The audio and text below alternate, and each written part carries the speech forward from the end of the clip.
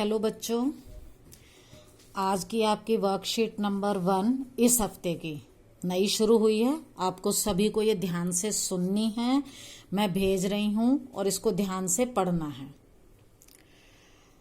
देखो, इसमें सबसे पहले है, जिज्ञासा ने बाजार से एक नमक और दूध का पैकेट जिस पर शुद्ध लिखा हुआ था वो खरीदा।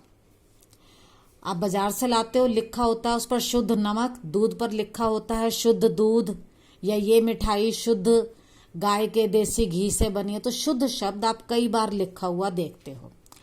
अब इस पर जो शुद्ध लिखा है, इसका क्या मतलब है? इसका मतलब है कि इसमें किसी और चीज की मिलावट नहीं है, इसमें किसी चीज की मिलावट नहीं है। लेकिन अगर हम साइंस की बात करें तो शुद्ध का मतलब क्या है? तो बता रहे हैं, नहीं दीदी, वैज्ञानिक रूप से, वैज्ञानिक मतलब साइंस से, पदार्थ के शुद्ध होने का अर्थ है कि उसके सभी कण, आपने पिछले लेसन में पढ़ा है कि पदार्थ कणों से मिलकर बने हैं, तो पदार्थ के सभी कण, हर पदार्थ छोटे छोटे कणों से बना है, कि रासायनिक प्रकृति एक समान है। कि मतलब वो जो जिस चीज से बना है वो कण रासायनिक रूप से एक जैसे हैं, वो 2-3 मिले हुए नहीं है, एक ही तरह के हैं। अगर हम यहाँ ऐसा नहीं है, क्यों नहीं है? क्योंकि अगर हम दूध की बात करें तो दूध किस किस से मिलकर बना है? जो दूध आप थैली में लाते हैं उसमें जल है, वसा है, प्रोटीन है, वो इन सब चीजों से मिलकर बना है। उसके कण एक ही तरह के नहीं है, कई तरह के हैं। तो ये विज्ञान के हिसाब से ये शुद्ध नहीं है। तो फिर क्या है ये? यह एक मिश्रण है। मिश्रण का मतलब कई पदार्थों से मिलकर बना है। तो ऐसे पदार्थ जिनका निर्माण 2 या 2 से अधिक पदार्थों, वो पदार्थ क्या हो सकते हैं? शुद्ध तत्व या यौगिक को मिलाने से हो, मतलब जिनके अंदर कोई क्रिया ना हो, वह 2 चीजें मिला दी गई हों, उसे हम मिश्रण कहते हैं। जैसे अगर हम हवा की बात करें, वायु, हवा जिसे आप कहते हो, इसमें नाइट्रोजन गैस है, ऑक्सीजन गैस है, कार्बन डाइऑक्साइड भी है।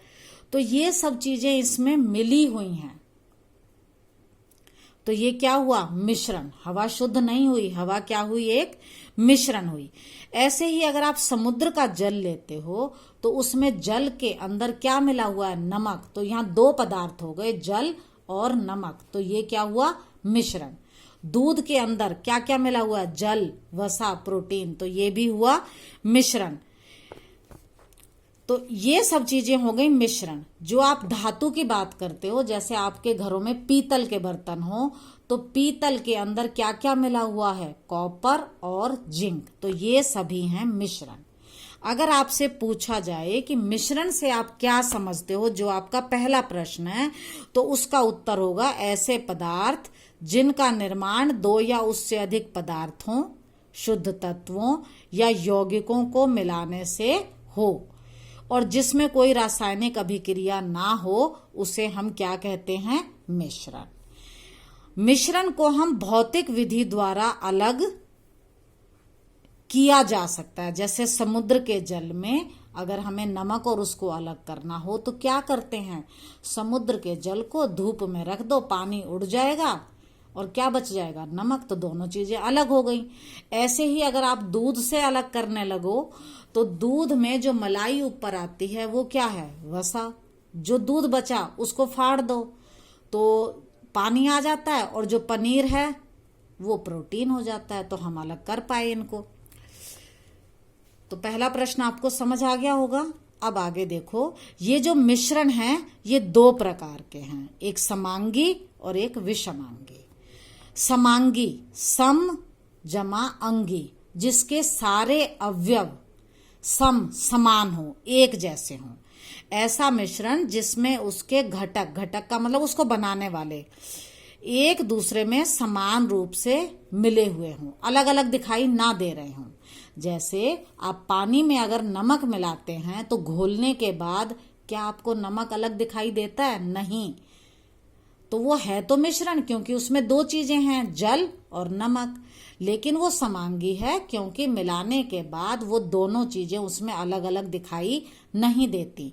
वो एक समान रूप से नमक सारे में व्यवस्थित हो जाता है, इनको हम अलग नहीं कर सकते। तो ऐसे मिश्रण को हम कहेंगे समांगी मिश्रण। जैसे जल के अंदर चीनी, नमक और पानी का मिश्रण।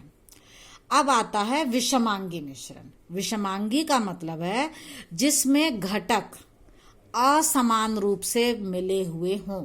जैसे अगर हम चौक के अंदर पाउडर, चौक के टुकड़े तोड़ें और उसमें क्या मिला दें, चीनी मिला दें, तो वो दोनों टुकड़े आपको अलग अलग दिखाई देंगे। चौक के टुकड़े अलग दिखेंगे, चीनी के अलग, तो वो समान रूप से व्यवस्थित नहीं है, वो होगा विषमांगी मिश्रण।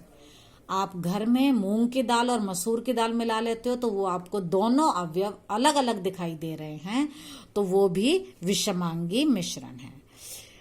ऐसे ही गंदला पानी, पानी में आपने रेत मिलाया, थोड़ी देर बाद पानी ऊपर आ गया, रेत नीचे बैठ गई, तो यहाँ भी दोनों चीजें थी जो पूरी तरह से नहीं मिली हुई थी, अलग अलग दिखाई दे रही हैं, तो ये हो गया मिश्रण।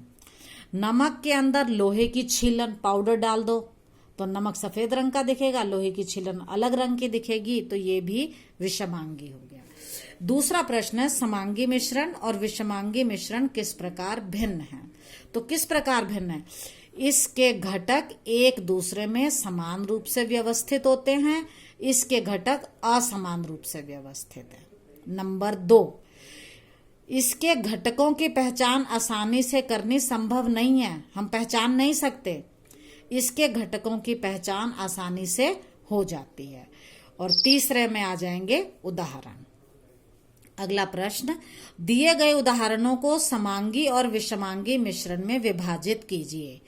चौक और मिट्टी का मिश्रण समांगी है या विषमांगी? देखो जरा, क्या अलग अलग दिखाई देते हैं? जी हाँ, चौक अलग रंग का दिखता है, मिट्टी अलग रंग की दिखती है, तो ये हो जाएगा विषमांगी। इसके बाद आता है आटे और पानी का मिश्रण। अब पानी के अंदर आटा घोलना और थोड़ी देर छोड़ देना, क्या वो समांगी रह जाता है या विषमांगी? खुद पहचान करके और मुझे बताना। सोडा वाटर जो आप कोल्ड ड्रिंक पीते हो कैसी लगती है, आप खुद देखिए। मिश्र धातु जो दो धातुओं को मिलाकर बनाई जाए, जैसे आपकी स्टील मिश्र धातु है, स्टील के बर्तन, क्या आपको इसमें आयरन अलग दिखता है, कार्बन अलग दिखता है? नहीं, तो ये होगा समांगी। ठीक है। इसके बाद है वायु किस प्रकार का मिश्रण है, समांगी या विषमांगी? आप वायु को देखते हो, क्या इसमें नाइट्रोजन अलग, ऑक्सीजन अलग, कार्बन डाइऑक्साइड अलग दिखाई देती है? नहीं, तो ये कैसा हो गया, समांगी मिश्रण है। तो अब आपको इनके आंसर लिखने हैं और जल्दी से वर्कशीट को करके मुझे फटाफट भेज दो।